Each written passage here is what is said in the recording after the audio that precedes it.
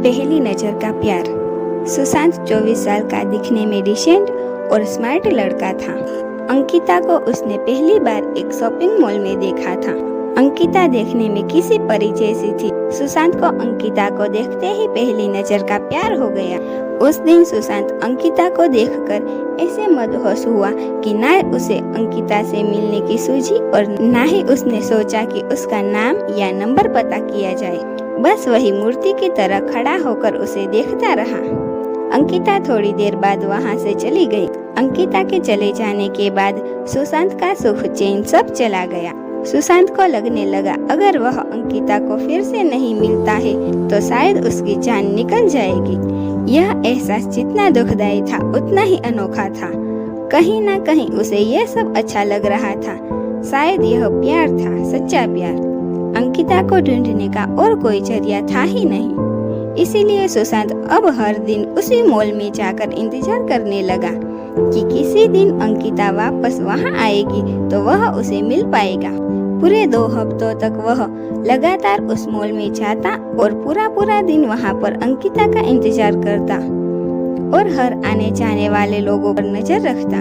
2 हफ्ते बाद उसके सब्र का फल उसे मिला और एक दिन अचानक अंकिता खुद उसी के सामने आकर खड़ी हो गई।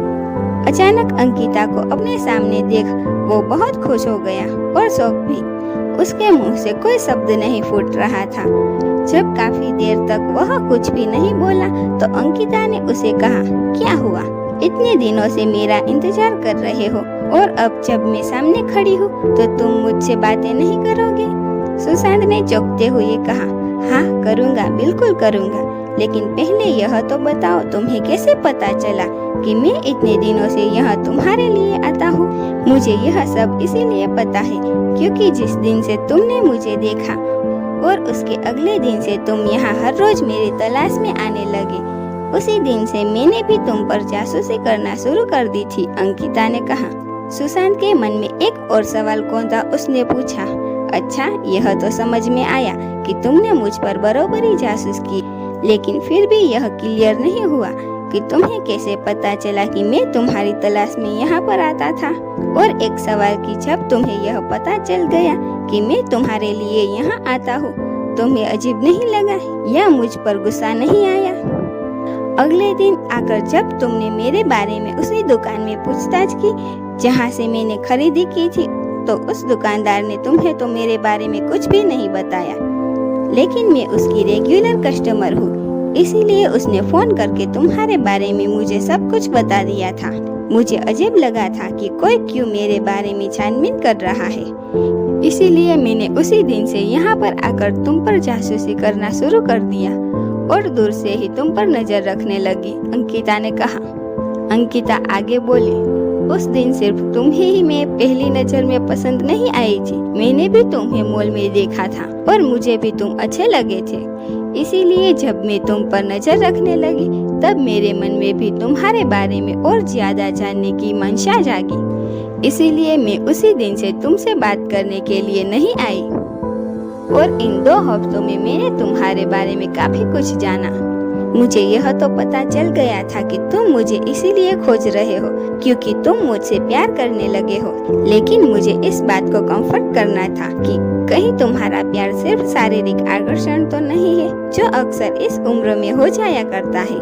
लेकिन जैसे जैसे दिन बीतते गए और मैंने देखा कि तुम बिना धीरज कोई और बिना इंटरेस्ट यूज किए उतनी ही शिद्दत से मेरे लिए यहाँ आते थे और मुझे तलाशते रहते थे, तो मुझे यकीन हो गया कि यह महज एक आकर्षण नहीं है बल्कि तुम सच में मुझसे प्यार करने लगे हो। और इस बात को तब और ज्यादा मजबूती मिल गई जब मैंने देखा मॉल में मुझसे भी ज्यादा सुंदर लड़कियां तुम्हारे पास से गुजरती थी, लेकिन तुम उनमें सिर्फ मेरा चेहरा देखना चाहते थे।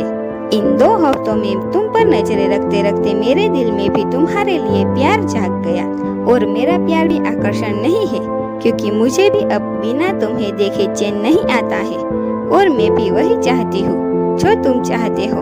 इसीलिए आज मुझसे रहा नहीं गया और मैं तुम्हारे सामने आकर खड़ी हूँ। सुशांत ने अंकिता को अपना नाम बताया और उसका नाम पूछा और उसे प्रपोज किया।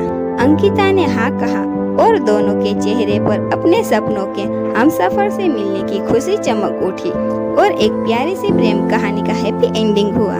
हेलो दोस्तों, अगर आपने अभी तक मेरे चैनल को सब्सक्राइब नहीं किया तो जल्दी से जाके सब्सक्राइब कीजिए, लाइक करें, शेयर करें और कमेंट करें। Thank you.